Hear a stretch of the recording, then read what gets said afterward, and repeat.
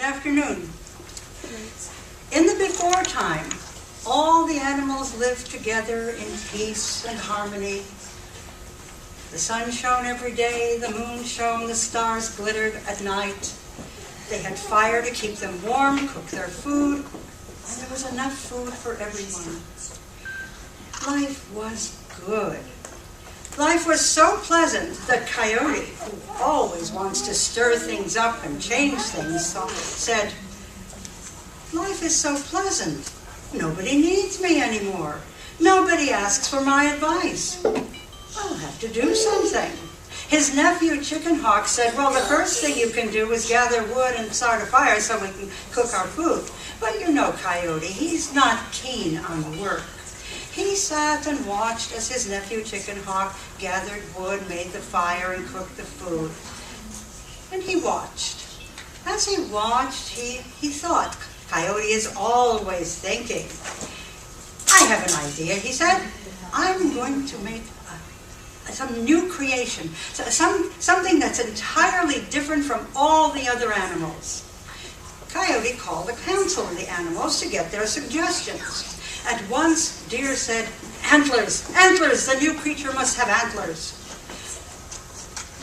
Bear said, "The new creature must have claws, long, sharp claws." Mountain Lion said, "The new creature must have powerful legs, 4 powerful legs so that it can run like the wind." The birds chirped, "No, 4 legs are too many, 2 legs are quite enough, but the new creature must have wings so it can fly." The snake hissed, "Who needs legs at all?" Coyote grumbled, "You're all just describing yourself. I don't want another one of you. I want an animal that's completely different, except, of course, this new creature must have paws, just like mine, paws that are good for digging and running." "No, no," the other animals said, "no paws." Well, while Coyote and the animals were arguing about paws, Lizard quietly crept over to the sacred white stone and placed her little hand with its 5 fingers on the stone, and as soon as the impression was made, it could not be changed. The new creature would have a hand like Lizard, a hand with 5 fingers. While the animals continued arguing about 2 legs and 4 legs and no legs, Coyote trotted down to the riverbank and gathered a great mound of clay. He shaped and he sculpted and he formed all day long, and he continued through the night shaping and sculpting and forming until the dawn, when the morning star appeared in the sky. Coyote looked down at his creation and was very pleased. "I will call you Man," he said. "Because I started you during the day, you will prefer the daylight. But because I finished you at night, you will not be afraid of the dark. And you will be clever. As clever as I am, perhaps even more clever." He called on Morning Star to shine its light on the man's face, and the man opened his eyes. Oh, Coyote was delighted. He was so pleased with his new creation that he decided to have a whole lot of them. But this time he would do it with magic. He ran through the forest and gathered up all the feathers, lots and lots of feathers. He carried them all into the sacred sweat lodge. There he poked the feathers into the earthen floor. And each time he poked a feather in the floor, he chanted, "Be man, be woman." You chant with Coyote too, and make the magic. "Be man, be woman, be man, be woman." In the morning, when Coyote came back to the lodge, the magic had worked, of course. The feathers had all been transformed into men and women. Oh, Coyote was so pleased. He said to his nephew Chicken Hawk, "Well, what do you think of my people, my creation?" Chicken Hawk said, "Well, they're good looking enough. They're all right. But I think there's something wrong with them. They just lie there. They don't say anything. They must be sick." "Oh, I'll take care of that," said Coyote. That night, he took his carrying sack and trotted up to the top of the highest hill and called out to Old Man Moon. Old Man Moon! Everybody, call with Coyote.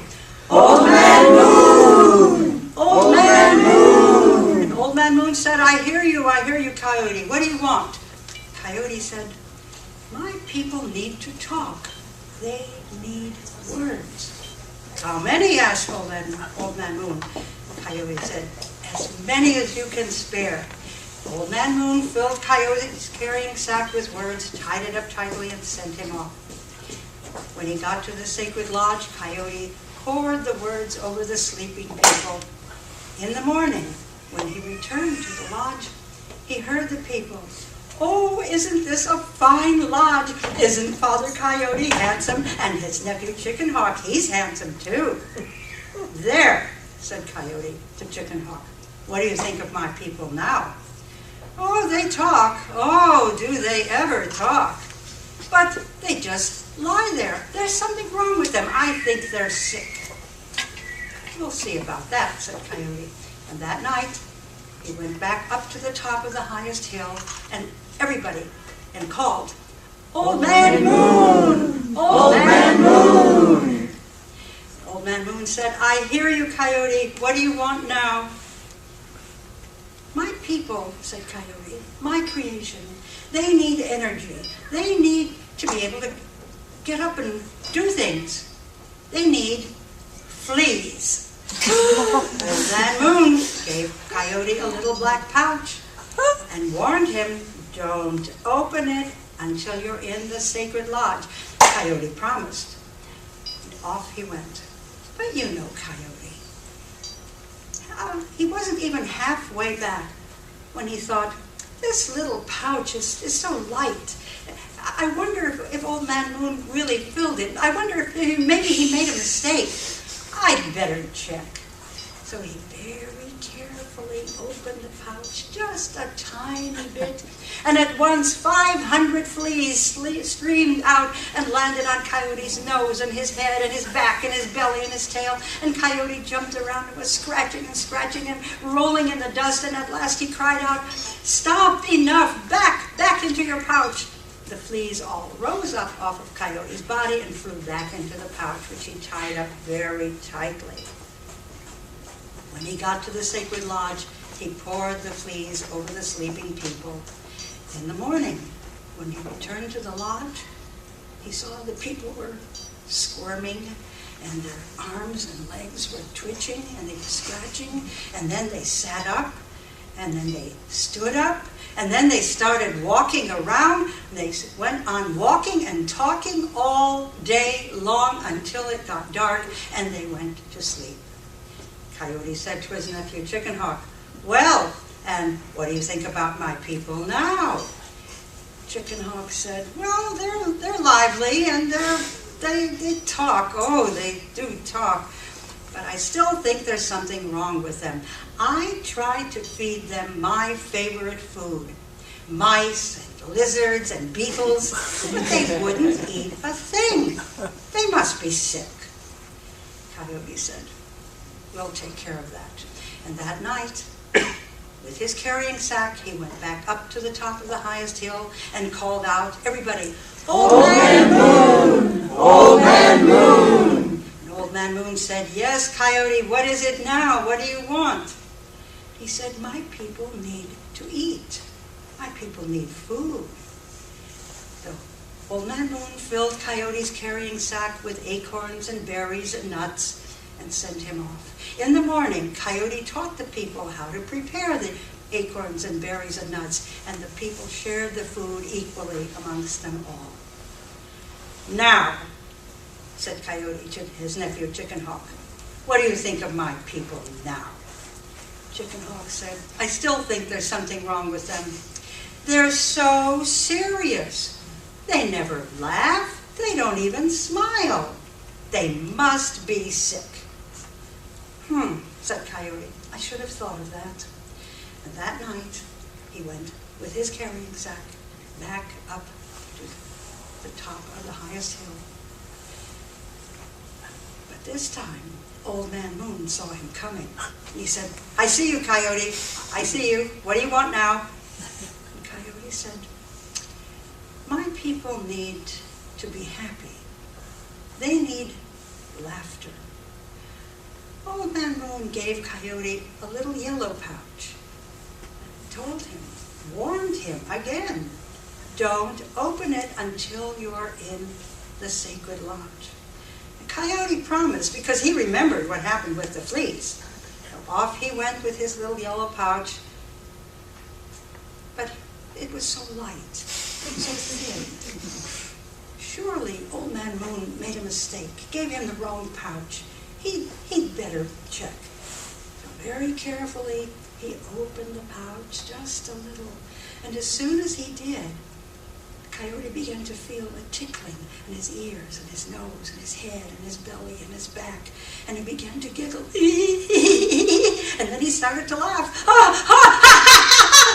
And he laughed so hard he fell down on the ground and he lost his breath. And he was rolling around, and finally he cried out, "Stop it, that's enough, back into your pouch." And the laughter all streamed back into the little yellow pouch, which Coyote carried back to the sacred lodge. He poured the laughter over the sleeping people.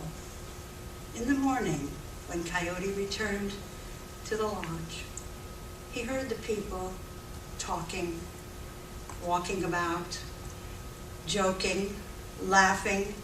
They smiled at one another, and he knew his people were fully human at last. And that's the way it happened.